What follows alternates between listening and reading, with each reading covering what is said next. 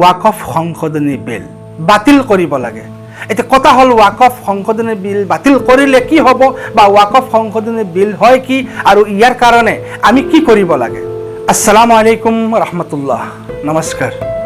যোৱা কেইদিনৰ পৰা প্ৰতিজন ভাৰতীয় মুছলমান মানুহ এক চিন্তাৰ মাজত সোমাই পৰিছে আৰু সেই হিচাপত মই এজন ভাৰতীয় মুছলমান হিচাপত সেই বিষয়টোলৈ চিন্তিত হৈ পৰিছোঁ। চিন্তাৰ বিষয়টো হৈছে ওয়াকফ সংশোধনী বিল। প্ৰতিজন ভাৰতীয় মুছলমানসকলে নিজৰ অন্তৰৰ পৰা খোলা দিলে কিছুমান পইচা দান বৰংগনি আগবঢ়ায় আৰু সেই দান বৰংগনিখিনি জমা কৰি এটা কমিটিয়ে সেই টকাখিনি তত্ত্বাৱধান কৰে বা চোৱা চিতা কৰে। সেই চোৱা চিতা কৰা কমিটিটোৰ নামেই হৈছে ওয়াকফ বোৰ্ড।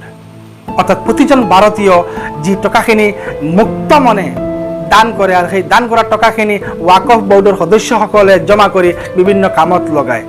এই টকাখিনি কিন্তু আকৌ কোনো ভাৰতীয় ব্যক্তিগত পুঁজি নহয়, গোটেই ভাৰতৰ প্ৰতিজন মুছলমানৰ দিয়া চাদাৰ সংগ্ৰহ কৰা পুঁজিটোৰ ওয়াকফ বোৰ্ড। ওয়াকফ বোৰ্ডে এই টকাখিনি যেতিয়া সংগ্ৰহ কৰে, সেই সংগ্ৰহ কৰা টকাখিনি ভাৰতীয়ৰ কাৰণে, ভাৰতৰ মুছলমানসকলৰ শিক্ষাৰ কাৰণে, মাদ্ৰাছাৰ কাৰণে, মছজিদৰ কাৰণে, বিভিন্ন দুৰ্যোগতো ভাৰতীয় মুছলমানসকল বা বিধৰ্মী মানুহসকলৰ কাৰণে এই ওয়াকফ বোৰ্ডে টকাখিনি ব্যৱহাৰ কৰে বা মানুহক সহায়ৰ কাৰণে আগবাঢ়ি আহে। এতিয়া কথা হ'ল, হঠাৎ ওয়াকফ বোৰ্ড সংশোধনী বিল চৰকাৰে কিয় আনিলে আৰু ইয়াৰ আমি কি কৰিব লাগে।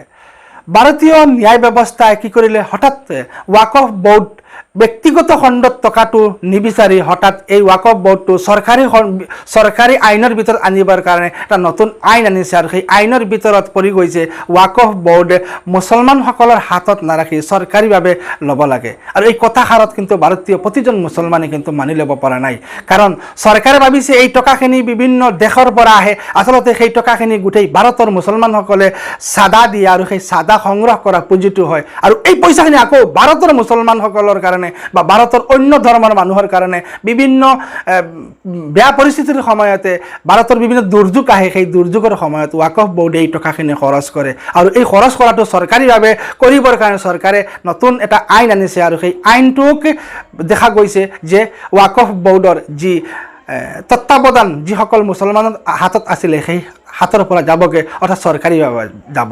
আৰু এই কথাষাৰ মুছলমানসকলে মনত বান্ধি লৈছে যে আমি সকলোৱে চাঁদা দিয়া আৰু চাঁদা সংগ্ৰহ কৰি ওয়াকফ বোৰ্ডে বিভিন্ন ভাল কামত ব্যৱহাৰ কৰে। সেই কথাখিনি চৰকাৰে ভাবিছে হয়তো বেলেগ, গতিকে চৰকাৰে এইটো আইনৰ ভিতৰত আনিছে, ন্যায় ব্যৱস্থাৰ ভিতৰত লৈ আহিছে, চৰকাৰীভাৱে নিবৰ কাৰণে চিন্তা কৰিছে। আৰু এই কথাষাৰ লৈ প্ৰতিজন ভাৰতীয় মুছলমান বৰ্তমান চিন্তিত, ময়ো চিন্তিত হৈ পৰিছোঁ। আচলতে আজিৰ এই ভিডিঅ'টোত মই আপোনালোকক কেইটামান প্ৰশ্ন কৰিছোঁ। ওয়াকফ বোৰ্ড সঁচাকৈয়ে চৰকাৰী খণ্ডত গ'লে ভাল হ'ব নে যেনেকৈ আছে তেনেকৈ থাকিলে ভাল হ'ব? আপোনালোকে মতামত জনাব। কাৰণ ওয়াকফ বোৰ্ডৰ পৰা যি সহায় সহযোগিতা আগবঢ়োৱা হয় সেই সহায় সহযোগিতাৰ ক্ষেত্ৰত কোনো ব্যক্তিগত কোনো মানুহ কোনো জাতিক টাৰ্গেট কৰা নহয়, প্ৰতিটো ধৰ্ম সম অধিকাৰ হিচাপত সম চকুৰে চাই বিভিন্ন দুৰ্যোগৰ সময়তে সহায় কৰিবৰ কাৰণে ওয়াকফ বোৰ্ডে নিজৰ পইচাখিনি খৰচ কৰে। এই ক্ষেত্ৰত আচলতে চৰকাৰে বিৰোধী কৰিছে নে নাই, আপোনালোকে মতামত জনাব। লগ পাম নেক্সট এটা ভিডিঅ'ত। তেতিয়ালৈকে যোন যাতে আছে ভালে থাকক, সুস্থ থাকক তাৰে কামনা কৰিছোঁ। ধন্যবাদ।